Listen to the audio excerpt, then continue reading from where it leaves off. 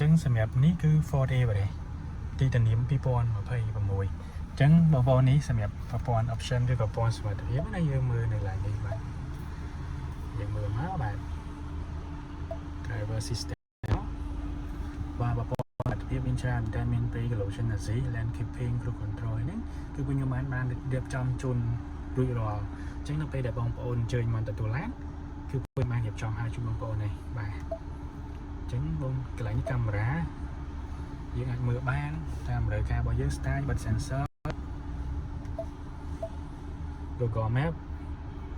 បាទអូខេអញ្ចឹង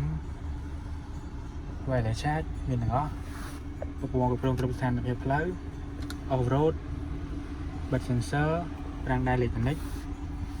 ប្រព័ន្ធ e-sister ជាកាសលេខប្រអប់ថ្មីយើងចង្កត់នេះហើយបើយើងរុញទៅមុខទៅក្រោយបានបើយើងអត់ជន់ប្រាំងក៏អាចរុញទៅមុខទៅក្រោយបានដែរបាទហើយនេះ try mode បាទ try mode នេះគឺមានរហូតដល់ទៅផ្លូវធម្មតារហូតដល់ផ្លូវខ្សាច់បងប្អូនមើលទៅបាទមាន eco សណ្ដោងផ្លូវល្អផ្លូវផុកផ្លូវដីខ្សាច់បាទ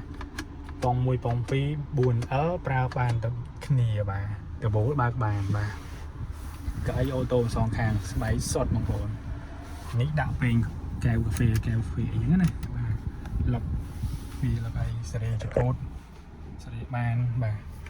ពន្ធសុវត្ថិភាពយើងមាន voice command មាន limit speed អីនេះ cruise control មានទាំងអស់បាទហើយសៅយើងនេះបាទស្អាតទៀតបងប្អូនហើយ7កៅអី